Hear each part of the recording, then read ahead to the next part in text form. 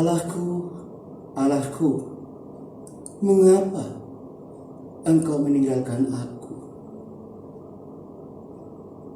Apakah itu bukti bahwa Bapa memalingkan wajah dari anaknya sendiri yang saat itu tergantung di salib? Karena Alkitab dengan jelas mengatakan Allah tidak bisa melihat dosa. Bukankah itu yang Yesus nyatakan? Ternyata tidak. Yesus tidak menyatakan itu. Tidak menyatakan. Tapi Yesus sedang bertanya. Dalam Kamus Besar Bahasa Indonesia ada perbedaan antara membuat pernyataan dengan mengajukan pertanyaan. Dengan demikian, argumen saya tidak salah. Kenyataannya yang berbicara saat itu adalah manusia Yesus yang menjadi dosa bagi kita. Saat ia menyerap semua kegelapan dan bobot dosa dunia ke dalam dirinya. Ia merasakan perasaan ditinggalkan oleh Allah Bapa. Diselimuti oleh dosa yang begitu pekat dan ketakutan akan dampak dosa itu terhadap dan di dalam dirinya. Manusia Yesus berteriak dalam kemanusiaannya, "Mengapa Engkau meninggalkan aku?" Pada saat itu saudara, ia mengidentifikasi atau menyamakan dirinya dengan setiap orang yang merasa ditinggalkan oleh Allah. Yesus menjadi salah satu dari orang-orang yang merasa terasing, merasa kesepian, dilupakan, ditinggalkan, dan tanpa harapan. Bukankah itu perasaan setiap orang yang merasa ditinggalkan?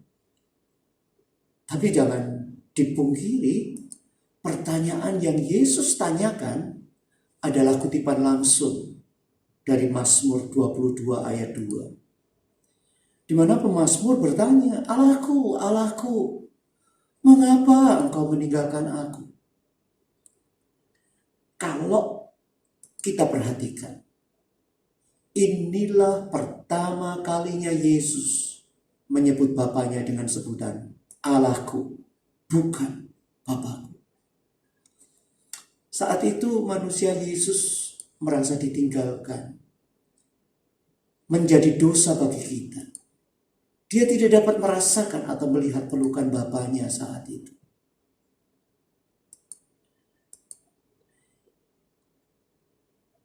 Matius, Markus, Lukas, Yohanes atau Injil tidak mencatat adanya jawaban bagi pertanyaan Yesus. Tapi Mazmur 22 mencatat jawabannya. Jawaban pertanyaan ayat 2 itu ada di ayat 25. Inilah jawaban bagi pertanyaan Yesus, bagi pertanyaan pemazmur, dan bagi pertanyaan setiap orang yang merasa ditinggalkan oleh Bapa. Sebab ia, Allah Bapa, tidak memandang hina ataupun merasa jijik kesengsaraan orang yang tertindas. Dan ia tidak menyembunyikan wajahnya kepada orang itu. Dan ia mendengar ketika orang itu berteriak minta tolong kepadanya. Ya, dosa mungkin menulikan telinga kita untuk mendengar jawaban.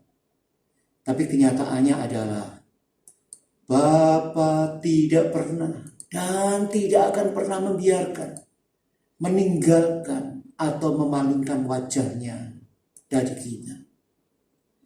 Dia mendengar saat kita berteriak minta tolong, saudara. Jadi kalau begitu mustahillah itu jika Allah Bapa meninggalkan anaknya sendiri. Allah Bapa ada di dalam Kristus dan mendamaikan dunia dengan dirinya. 2 Korintus 5 ayat 19. Manusia Yesus tidak merasakan kehadiran Bapanya saat itu. Merasa Bapa meninggalkan dia. Tapi kebenarannya Allah Bapa tidak pernah meninggalkannya. Dan Bapa juga tidak akan pernah meninggalkanmu dan meninggalkanku, saudara. Oke, lalu bagaimana? Dengan Allah tidak bisa melihat dosa? Bukankah Alkitab mengatakan demikian? Itu sebabnya kita harus melihat konteksnya. Konteks itu bukan cuma ayat sebelum dan sesudahnya saja. Dilihat dari latar belakang sejarah, penulis, kapan, di mana, kepada siapa dia ngomong. Itu adalah ucapan Nabi Habakuk saat menyaksikan orang fasik. Sepertinya bisa melenggang begitu saja dengan dosa mereka. Itu sebabnya Habakuk ngomong, matamu terlalu suci untuk melihat kejahatan. Dan engkau tidak dapat memandang kelaliman. Itu dia.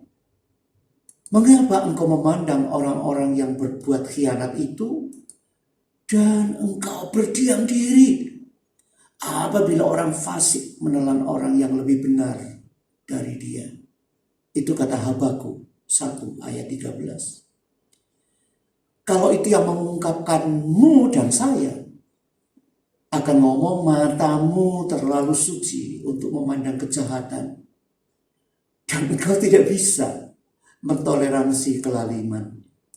Lalu, ini pertanyaannya, mengapa engkau diam saja, Tuhan? Jadi bagi Habakuk tidak masuk akal Allah bisa menatap dosa, sehingga tidak mungkin ia melakukannya. Di sini Habakuk sedang atau sepertinya sedang melumuri wajah Allah dengan rasa bersalah dan rasa malu umat manusia. Di sini sepertinya Habakuk sedang melumuri wajah Allah dengan rasa bersalah dan rasa malu umat manusia.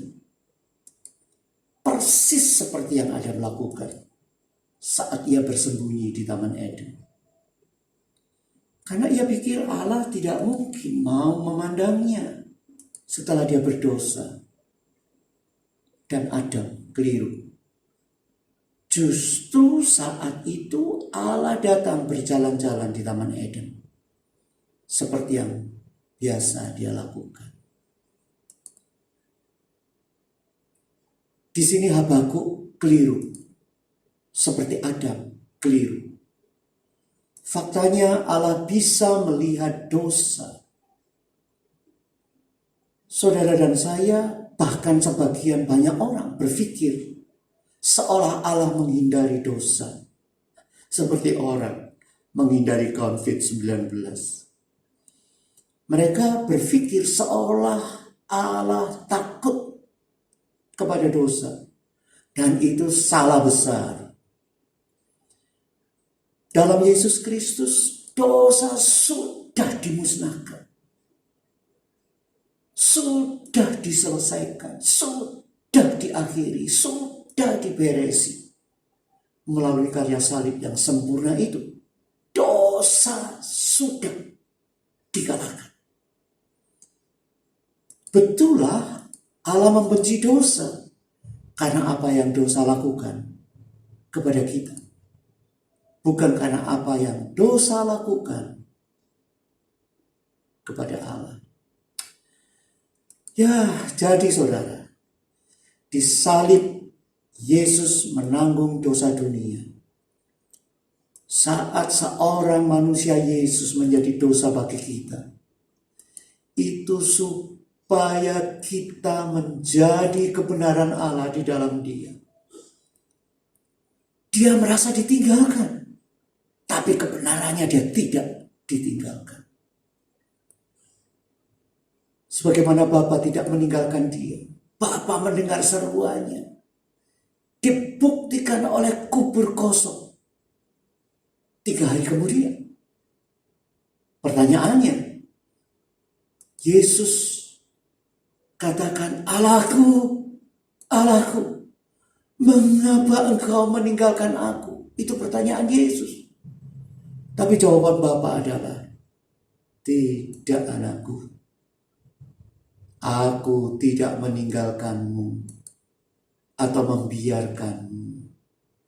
Aku di sini bersamamu saat ini, membawamu melalui kematian ini dengan kebangkitan penuh kemuliaan di seberang sana. Itulah jawaban Bapa bagi Yesus saat ia merasa ditinggalkan.